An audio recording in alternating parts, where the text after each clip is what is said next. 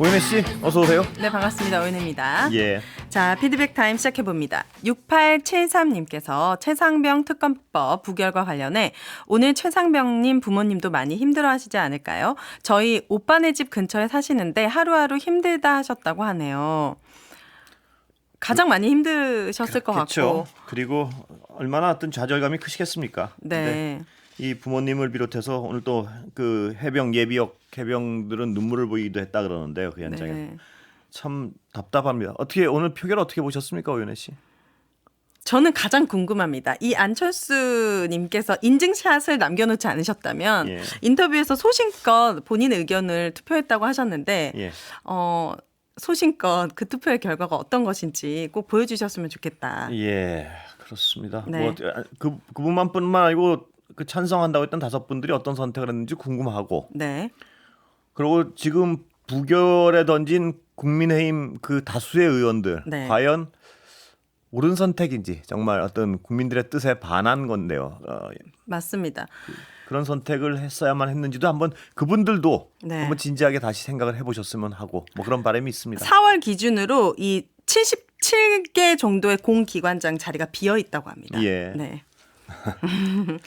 자, 이런 것 때문에 혹시 이 부결을 하진 않았을지 저는 만약에 그랬다면 정말 더 기댈 곳이 없을 것 같습니다. 근데 낙선한 분들이 이제 그 자리를 가고 싶어하는 분들이 많을 거 아닙니까? 네. 이번에 다음 낙선한 분들. 그죠? 이번에 낙선자들 중에 얼마나 그분들이 어떤 자리에 가는지 한번 지켜보면 맞습니다. 짐작은 할 수 있겠죠. 뭐 네. 짐작은 한번 해볼 수 있겠죠. 예. 자, 6635님께서 육군 훈련병 가혹행위 사망 사건과 관련해 낯선 환경에 바짝 긴장했을 훈련병들이 훈련 없는 주말 오후에 긴장도 풀 겸 서로 잡담할 수도 있죠. 그게 얼차례 핑계로 훈련병한테 가혹행위해서 사람을 죽일 만큼 큰 죄인가요? 어이가 없습니다. 예. 또 완장을 차고 했다는 거잖아요. 네. 군대 답답하네. 보내려면 얼마나 걱정되고 네, 불안하고 불안하고 이제는 네. 그러시겠습니까? 예. 완전 군장을 하고 예. 뛰었다고 합니다. 자, 그러면 뉴스 시작해 보도록 하겠습니다. 오랜만에 하프타임 AS 뉴스 준비했는데요. 지난주에 류일인 방심위원장이 예. 미국 출장 갔었잖아요. 사실 출장 가기 전에도 논란이었어요. 임기 2달 앞두고. 공식 일정 3박 5일 중에 3시간 30분이고 예산이 2,870만 원이나 예. 들어갔는데. 그래서 많이 어떤 MBC도 그렇고 많이 비판을 했죠. 이거 어떤 외유성 출장 아니냐. 그러니까 굉장히 힘든 출장이라고 다시 네. 반박했었죠. 예. 그런데 이 류임희 방심위원장이 내가 여기 출장 갔다 와가지고 우리가 구글 측 관계자 만나 당당하게 가짜 뉴스와 유해 컨텐츠에 대한 신속한 차단에 대한 약속을 받아낸 것이 이 성과다라고 계속 예. 이야기를 하고 다녔습니다. 그런데 처음으로 구글 관계자가 드디어 입을 열었습니다. MBC 뉴스데스크에서 이제 보도가 되었는데 요약해드리면 첫 번째, 류 위원장이 한국을 떠나기 전 유튜브 관련 이슈는 방심위 측과 협의된 게 없었다. 두 번째, 사전 협의에서 자살 등 유해 컨텐츠에 대한 이야기도 아예 없었다. 예. 세 번째, 그런데도 방심위 측이 미국 출장에서 유튜브 관련 논의를 희망했고 예상 질문 몇 개를 제시했다. 네 번째, 류 위원장이 면담 상대였던 구글 부사장은 본인이 AI 컨텐츠를 맡을 뿐 유튜브 담당이 아니라고 당시 구글 측이 선을 그었다. 그래서 최민희 더불어민주당 당선인이 이런 얘기를 했습니다. 구글 부사장이 신속한 유튜브 삭제 차단을 약속했다는 보도자료는 누가 봐도 앞뒤가 맞지 않는 내용이다. 다짜고짜 사전 합의도 되지 않은 나홀로 주장만 쏟아내고 온 것으로 보입니다. 예. 어떻게 보셨습니까?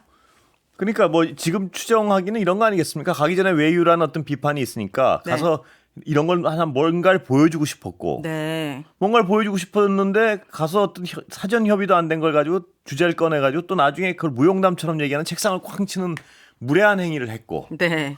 그래놓고 성과를 과장하기 위해서 약간 과장을 했다. 이 최민희 의원 측에 따르면요. 네.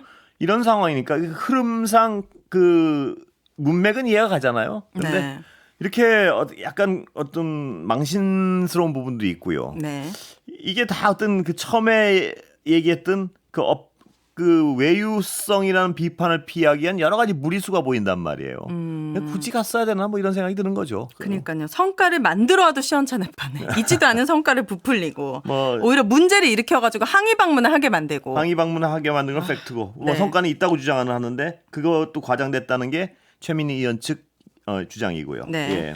자, 두 번째 뉴스입니다. 하프타임 두 번째 뉴스의 주인공은 한동훈 전 비대위원장입니다. 오늘 뉴스에서는 한동훈의 선택적 침묵이라는 제목의 기사가 나왔는데 뭔가 국민 다수가 동의하는 민생 현안에는 목소리를 내는데 약간 여론이 엇갈리거나 예민한 정쟁 이슈에 대해서는 침묵을 이어가고 있다라는 지적입니다. 최근에 해외 직구 규제 관련해서는 아주 강하게 비판했지만 연금 개혁이라든지 최상병 특검법 어떤 입장도 내지 않고 있어요. 어떻게 보시죠? 이게 그렇지 않습니까? 근데 이게 뭐 의견이 엇갈리는 데 대해서 침묵을 지키는 게 아니고 민감한 사안 그러니까 어떤 여당 내 어떤 눈치를 보는 상황에서 눈치를 보고 있다는 거죠. 예를 들어 최상병 특검법 같은 거는 네. 여론이 분명히 압도적으로 높은데요. 뭐 그쵸? 이거는 그런데도 왜냐하면 정치인으로서는 여론이 높은데 다 찬성 얘기를 하면 뭐 다 도움이 될 거 아닙니까? 네. 그런데 당내 어떤 용산의 눈치를 본다든가 이런 것 때문에 침묵을 지키고 있는 것 같은데 네. 그렇다고 해서 또 반대도 안 하고요. 자신의 어떤 철학이 반대면 반대한다는 얘기도 못 하잖아요. 이 네. 여론이 높으니까. 근데 이런 부분, 어떤 이런 민감한 부분에 대한 얘기, 또 국민이 원하는 부분에 대한 얘기를 눈치 보지 않고 하고 그렇게 해서 또 불이익을 받을 걸 받고 네. 이런 게 정치인으로서 성장하는 기본 아니겠습니까? 네. 근데 이렇게 어떤 쉬운 거, 예를 들어서 뭐 그 직구 문제 같은 거는 누구도 뭐 얘기해서 하면 뭐 국민은 박수 칠 것 같고 누구도 뭐라고 안 그러거든요. 네. 그런 쉬운 문제는 자기 의견을 분명히 하고 어려운 부분은 자기 얘기를 안 하고 이거는 어떤 국회의원 정도는 몰라도 네. 뭐 당의 지도자가 되겠다든가 차기 지도자가 되겠다든가 이런 부분으로 이런 야심을 가진 분들은 가지면 안 될 태도 같은데요. 제가 보기에는 그렇지 정치인의 않겠습니까? 기본은 되지 않았다 아직. 책을 조금 더 많이 읽어야 할까요? 책은 도서관 계속 가시니까. 네, 민생에 더 귀를 기울여 할까요? 지금 도서관 가실 때가 아닌 것 같기는 합니다. 그러니까 네, 이 어떤 네. 중요한 사안들, 국민들의 실질적으로 국민들이 너무나 간절히 바라고 있고 또 어떤 사안의 경우에는 너무나 첨예하게 대립되고 있는 사안, 네. 뭐 이런 사안들에 대해서 자신의 철학을 목소리. 밝히고 네. 설득하고 또 네. 이런 작업을 진지하게 할 생각이 없으면 큰 지도자는 되게 어렵지 않겠습니까? 누구라도. 예. 어떻게 보면 또 기회일 수도 있는 건데요. 그럼요. 네. 그걸 하려면 근데 이 정치인의 가장 큰 자질 중에 이건 제 개인적인 생각입니다만 자질. 자기 철학을 위해서 손해 볼 줄을 알아야 되는데 예를 들어서 누구랑 부딪힐 줄도 알아야 되고 네. 근데 그걸 할 생각이 없으면서 어떤 지도자가 되겠다는 약간의 욕심인 것 같아요. 자기 예. 철학도 없고 손해볼 생각도 없다. 예. 이렇게. 자, 이준석 개혁신당 당선인 한동훈 전 위원장이 이준석 개혁신당 당선인이 한동훈 전 위원장 이거 최상병 특검법에 대해서 명확한 입장을 밝혀야 한다면서 이런 이야기를 했습니다. 현재 윤심과 민심 사이에서 줄타기하는 모습이 아닌가 싶다. 이 사안에 대해 입장을 밝히지 않고 당권과 대권을 꿈꾸지 않길 바란다. 앵커님과 비슷한 맥락의 얘기를 한 것 그런 것 같습니다. 같습니다. 예. 네, 정말 국민들이 원하는 모습은 이런 모습일 텐데요. 이런 거에 대해서 진실하게 고민하고 또 대안을 제시하고 협의하고 합의하고. 그렇습니다. 근데 예를 들어서 한동훈 비대위원장 입장에서 추정을 해보면요. 네. 이런 데 대해서 예를 들어서 나는 최상병 특검 찬성합니다. 내 철학은. 네. 이렇게 탁탁 얘기하면 정치인으로서의 어떤 보수 진영에서 그렇게 분명한 입장을 밝히는 분이 많이 없으니까. 네. 시원하네. 이러고 이게 올라갈 거 아닙니까? 근데 그렇죠? 이 시험 잘 보고 좋은 대학교 어려운 과 나오고 네. 이분이 왜 그걸 모르겠습니까? 안단 말이에요. 근데 왜 못할까? 왜 못할까요? 그럼에도 불구하고 그것보다 잃게 되는 게 있으니까 손해보는 게 생길 수도 있겠다는 생각 때문일까요? 그렇겠죠? 어. 그렇지 않겠습니까? 예를 들어서 그러면 여기서 선택한 거네요. 어떤 본인의 민심보다는. 그렇다고 봐야 되는 거 아니겠습니까? 그런데 그게 이제 그래서 네. 옛날에 어떤 윤석열 대통령과 부딪힐 때도 김건희 여사 관련해 가지고 네. 국민들이 뭐라 그랬죠? 불편해하는 부분이 있다 그랬나요? 뭐 그랬다가 네. 이튿날 바로 90도 폴더에서 취소했잖아요. 네, 네. 그런 일들을 보면 이분이 어떤 자신이 옳다고 생각하는 거에서 끝까지 밀고 나가지 못하고 있구나라는 어떤 인식을 자꾸 각인시키면 네.